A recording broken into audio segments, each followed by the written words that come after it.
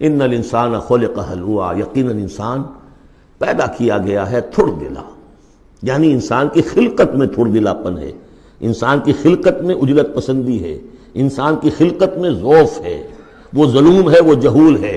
فطرت انسانی، انسان کا وہ حصہ جو روح ہے وہ ہے کہ جو بلند ترین مقام پر ہے۔ لقد خلقنا الانسان فی احسن تقویم۔ اذا مسہ الشر جزوعا، اس کی یہ ہلوعا ہونے کی مثال کیا ہے کہ جب تکلیف آتی ہے جزا فضا کرتا ہے، چیختا چلاتا ہے۔ وَإِذَا مَسَّهُ الْخَيْرُ مَنُوعًا، کوئی خیر مل جائے تو سمیٹ سمیٹ کر رکھتا ہے کہ کسی اور کو کوئی حصہ نہ اس میں سے مل جائے، سب اپنی تجوری میں بھر لوں۔ إِلَّا الْمُصَلِّينَ، سوائے ان کے کہ جو نماز پڑھنے والے ہیں۔ اب یہ بالکل وہ آیات آ گئی ہیں جو ہم 18ویں پارے کے شروع میں سورہ مومنین میں پڑھ چکے ہیں۔ اعوذ باللہ من الشیطان الرجیم، بسم اللہ الرحمن الرحیم۔ ان الانسان خلق ہلوعا اذا مسہ الشر جزوعا واذا مسہ الخیر منوعا، یقیناً انسان کی تخلیق ہوئی ہے تھڑ دلے پن کے ساتھ، کمزور ہے۔ خلق الانسان ضعیفا، خلق الانسان من عجل انہ کان ظلوما جہولا، یہ سب چیزیں خلقت انسانی، ہمارے وجود کا جو حصہ اس عالم خلق سے متعلق ہے اس میں یہ ساری کمیاں ہیں، لیکن ہمارے وجود کا جو اصل حصہ ہے جو عالم امر سے متعلق ہے، یسألونک عن الروح قل الروح من امر ربی، یہ چیزیں اس سے وابستہ نہیں ہیں۔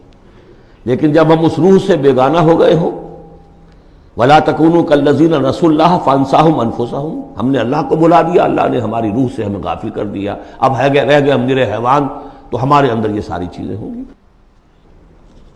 جب اسے کوئی تکلیف آتی ہے جزا فضا کرتا ہے، نالا و شیون، چیخ پکار، وَإِذَا مَسَّهُ الْخَيْرُ مَنُوعًا، اور اگر خیر ملے تو سب کو سمیٹ کر اپنے پاس ہی رکھنے کی کوشش کرتا ہے۔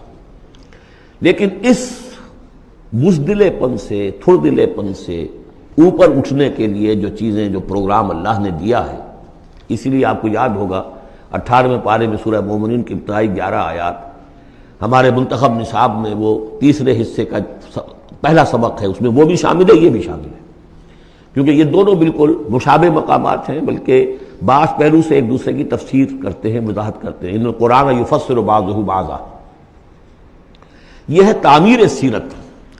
کچی اینٹ تھی، آپ نے اس کو ڈالا ہے آگ میں، پکا لیا ہے تو وہ پختہ ہو گئی، تو کچھ نہ کچھ پختہ ہونے کے لیے جب خشت بنے تب کام چلے۔ ان خام دلوں کے عنصر پر بنیاد نہ رکھ، تعمیر نہ کر۔ کچی اینٹوں کا گھروندا تو ایسا ہی ہے، سیلاب کے اندر تو کھڑا نہیں رہ سکتا، پکی اینٹیں ہوں، سیمنٹ ہو لگا ہوا تو بہرحال سیلاب کو بھی جل جائے گا۔ اب وہ پروگرام کیا ہے؟ الا المصلین، نقطہ آغاز ہے نماز، کہ جو تعمیر سیرت کا پہلا پتھر ہے، corner stone of the building of your own character. لیکن صلاۃ کون سی؟ الذین ھم علی صلاتہم دائمون، جو اپنی نمازوں پر مقاومت کرتے ہیں، مداومت کرتے ہیں، گنڈے دار نہیں، مستقل۔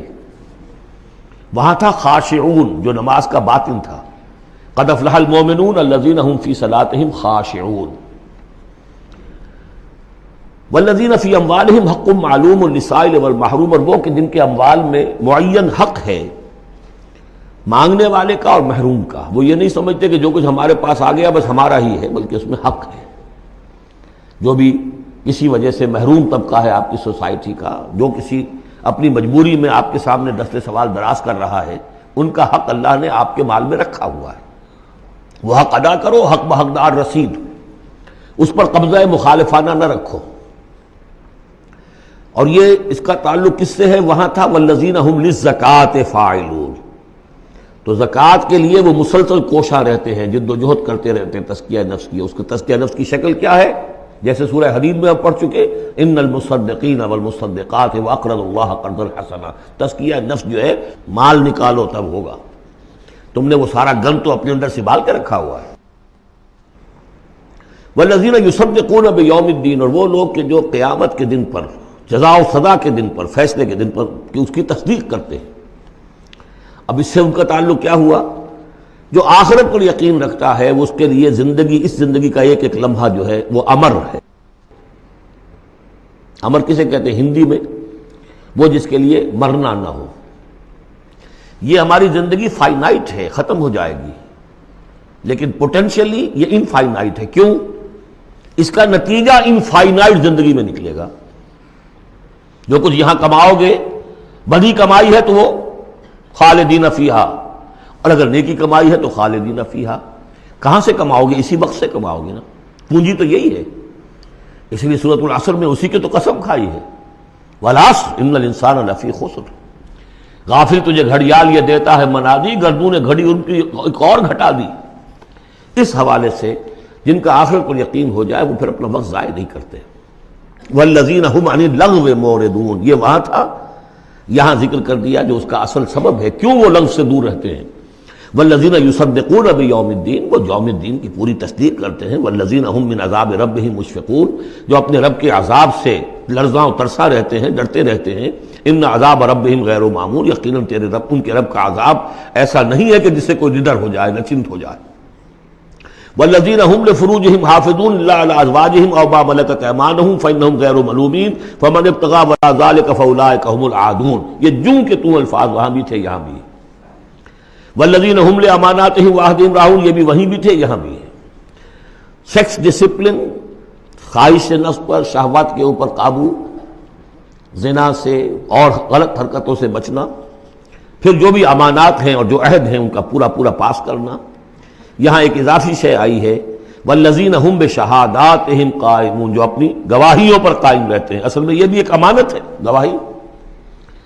ایک گواہی وہ ہے جس کے بارے میں فرمایا گیا ومن اظلم ممن کتم شہادۃ عنده من اللہ وما اللہ بغافل عما تعملون. اللہ کی طرف سے ایک گواہی تھی یہود کے علماء کے پاس، انہوں نے چھپا لیا اس کو.